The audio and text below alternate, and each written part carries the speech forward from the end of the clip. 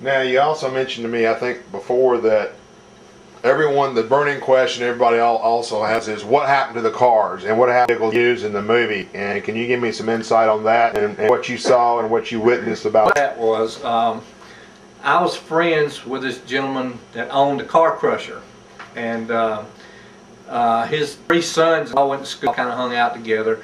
And it's just kind of ironic that we got in the movie, and then behind the scenes we actually got to see the cars get crushed. I know there's been a lot of rumors flying around as to what happened to them and where they are. Well, I saw them. I know where they went. All of them came to the crusher, and they actually had a representative from General Motors there, and he had a list of all the cars with the serial numbers on them. The cars had to be destroyed. Even the perfect Trans Am had to be destroyed. Their reasoning on it was, the best I can remember, was the fact that they didn't want to be in competition with themselves by selling the cars or selling the parts. The cars were donated for the movie, and therefore they wanted them destroyed. So they took the crusher and they crushed them down, all except for one. And the car that was the perfect car, they crushed the top down, and it got a little bit of the hood, and it broke the air cleaner off the motor. Well, they checked that car off as being destroyed. They picked it up out of the crusher with a forklift, set it over on the side, and somehow the motor got missing out of that car. We kind of know what happened to the motor, but that's been a long time ago. But that was a little piece of history that the fella had in his car for quite a while. I can imagine, and I would love to know what that engine is. Yeah, and we're still working on that. We might can trace it down, but it was a lot of years ago. And so, or any paperwork on the serial numbers, anything like that. Right. So you actually saw the list of the vehicles. I actually saw the man standing there talking to him, checking the cars off, and that's where we got the explanation as to why they had to crush the cars. Now, the cars that got crushed, they went into the junkyard? They got loaded on a truck and they went to wherever they were going. They got smashed. At the time, they didn't do the little square cubes. You've seen these cars that are just flat. Yeah. That's what they did to those cars. They flattened every one of them, and then those cars got stacked on a flatbed, and I don't know where they went after that. Wow. But luckily, they didn't do them in the little squares, the little cubes, because some of the parts managed to be salvageable off of them. But it was sad to see a brand new Trans Am get squashed. What can you tell me about the Kenworth and the trailer? There's always been rumors there was like 2 of them or whatever on set. How many did you ever see? I only saw one at a time, but they did have a storage facility where they kept their equipment, their cars, and their vehicles. But I never even heard that they had 2. And it's probably a good possibility that they did, because they had numerous vehicles, because you never know what's going to happen and how they get tore up. But I only saw one at a time, and I don't know if it was 2 of them there, which one it was, but I did just see one at a time. Was the storage at Lakewood Fairgrounds? I don't know, but I would assume it is, because that's where the big production was held up there. They had plenty of buildings and plenty of storage. Wow. So I would imagine that's probably where everything was. Let's see. You were around when they were filming, I think, when he was trying to pass the Kenworth, and they actually had a wreck.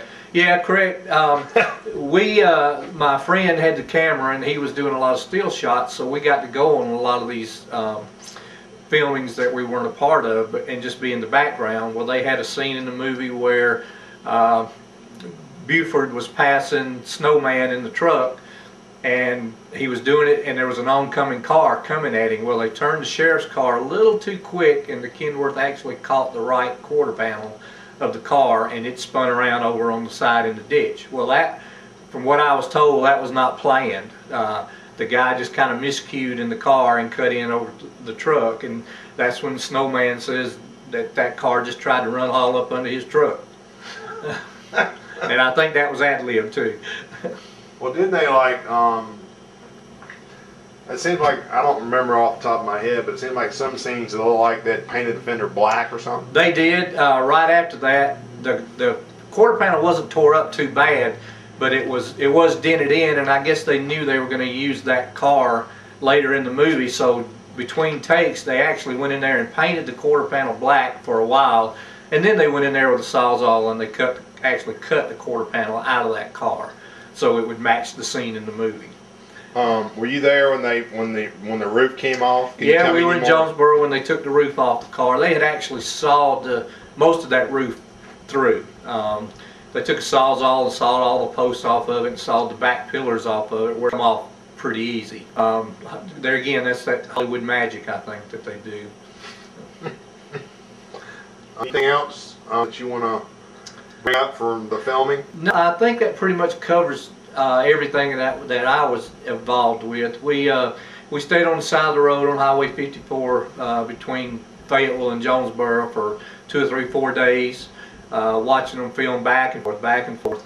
They actually were a flatbed trailer for a while doing some of the scenes in that. They had the Trans Am hooked to the back of a truck. They had the cameras mounted on the back of the truck, so it was actually towing the Trans Am when they were doing a lot of scenes.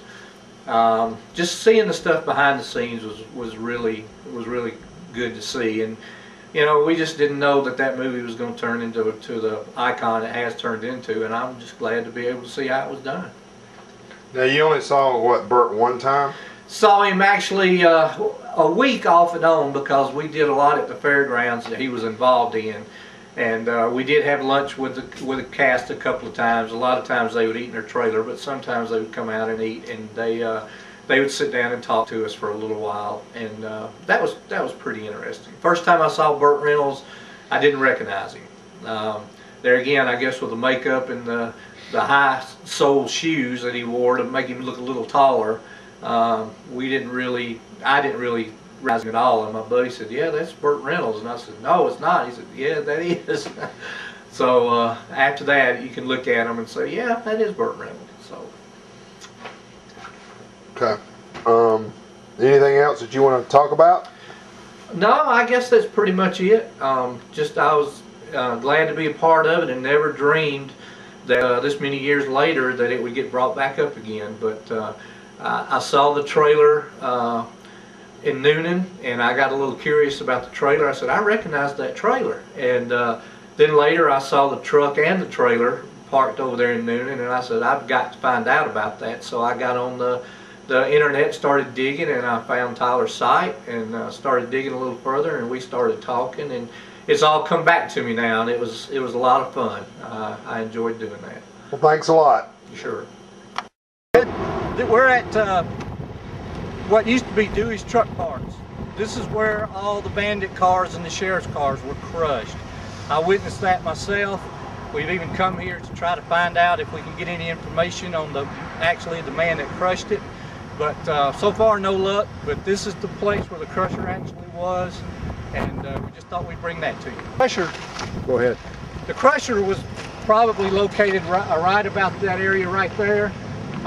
It was actually built like on a flatbed trailer type unit, and they could pull it anywhere they wanted to go with it. So they had it pulled across here, and they brought the cars in, and they got a John Deere forklift, picked them up, and set them in the crusher and pulled the handle. Now, how did the cars come in? What were they on? The cars came in. The cars were actually already here when I got here, so I don't know how they got here. Okay. But they were actually here then. There was, and I want to say there was 8 to 10 total, because it took them 3 or 4 hours to crush them and put them on another trailer and haul them out. When you say 8 to 10, you're talking like 8 Trans Ams? 8 Trans Ams, and then a few of the sheriff's cars, because I know some of the sheriff's cars didn't get crushed, or they didn't have as many of them as we thought they did. But we did see all the Trans Ams get crushed, and 2 of the sheriff's cars. Okay, so after they were crushed, then what happened to the cars? So they were crushed. They took them out of the crusher with a forklift, and they set them on a flatbed trailer. And as they were being crushed, I might have told you previously, they were checking the serial numbers off of each car that they loaded in there to be sure they got destroyed. But they went on a flatbed trailer, and they stayed here until, I guess, sometime after I left.